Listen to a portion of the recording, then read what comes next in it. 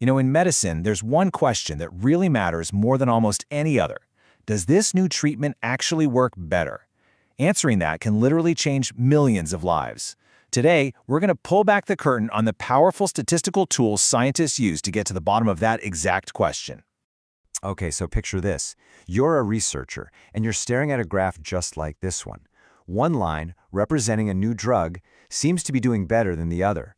But is that difference really real, or could it just be random chance?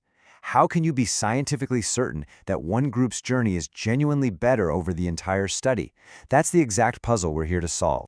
All right, here's the game plan. First, we'll dive into a real-world life-or-death situation. Then we'll get to know the Logrank test and how it works by comparing what we see versus what we'd expect. We'll also talk about its limits, especially when those survival curves cross. And finally, we'll see how this whole thing is evolving for cutting-edge medicine like immunotherapy. So let's make this real.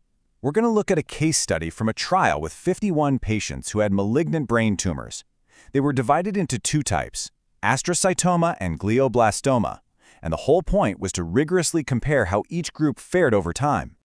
Now, you might be tempted to just, pick a random point on the graph, let's say 80 weeks in, and compare the numbers. But that's a trap, right? It's just one snapshot in time. What we really need is a way to compare the entire survival journey for both groups from beginning to end. And for that, we need a much more powerful tool. And that's where our hero comes in, the Logrank test. It is, by far, the most popular method for exactly this job. Its entire purpose is to look at the space between those two curves on the graph and decide, with statistical confidence, if the difference we're seeing is the real deal or if it could have just been a fluke. So how does it do that? Well, it starts with a kind of innocent until proven guilty assumption. It's called the null hypothesis.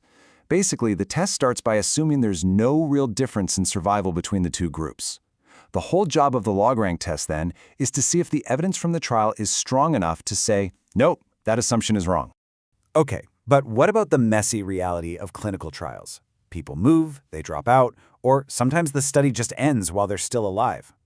This is called censored data. Now, the real genius of the Logrank test is that it doesn't just toss this valuable information out.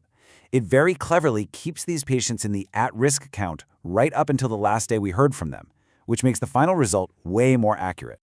All right, so let's get into the nitty-gritty. How does this test actually think? Well, it all boils down to comparing two things. What actually happened in the trial, those are the observed deaths, and what we would expect to happen if the two treatments were really identical, just like our null hypothesis says. Here's how it plays out. Every single time a patient passes away during the study, the test hits pause and does a little calculation. It looks at how many people were still at risk across both groups combined, and from that it figures out the overall chance of someone dying right at that moment. Then, and this is the key part, it applies that overall risk to each group to figure out how many deaths it expected in that group. It just keeps doing this, over and over again, every time there's an event, constantly comparing what it expected to what really happened. So, what happened when they ran this for our glioma study? Well, check out this final tally. In the astrocytoma group, only 14 deaths were actually observed. But based on the no difference idea, the test expected almost 23. Whoa! And look at the glioblastoma group. 28 people died when the test only expected about 20. That is a massive gap between what we expected and what really happened. The test then takes all of those differences, that gap between observed and expected for every single event, and crunches them down into one single powerful score. This number mathematically sums up just how much reality disagreed with our initial no-difference hypothesis. The bigger that final score, the more likely it is that something real is going on. And for our glioma study, this is the magic number it spits out, a p-value of less than 0.01. So what on earth does that mean? It means there's less than a 1% chance that we'd see a difference this huge if the two tumor types truly had the same survival rate. That's incredibly strong evidence. It tells us we can confidently reject that no difference idea. The gap between those curves is statistically significant. But here's the thing, no statistical test is a silver bullet. Even a powerhouse like the Logrank test has its limits. It really shines under certain conditions, and it's super important to know when it might not be the right tool for the job. You see, the test has a few ground rules it plays by, but its biggest weakness, its Achilles heel really, is that it works best when one treatment is consistently better than the other throughout the study. The test starts to lose its power when the survival curves actually cross. Like if one drug works better at the beginning, but the other one is better in the long run. And this is where our story takes a really interesting modern twist. That exact limitation has become a huge deal with the rise of new treatments, especially immunotherapies, which throw a curveball that the standard Logrank test was just never designed to hit. So what's the deal with immunotherapy? Well, it often has this delayed reaction. It takes time to get your body's own immune system fired up to fight. This means early on in a trial, the survival curves for the new drug and the old one might look identical. The benefit only really kicks in way later. And because the standard Logrank test treats every moment in time equally, it can completely miss that crucial late-breaking effect. So what's the fix? It's a really clever tweak called the weighted Logrank test.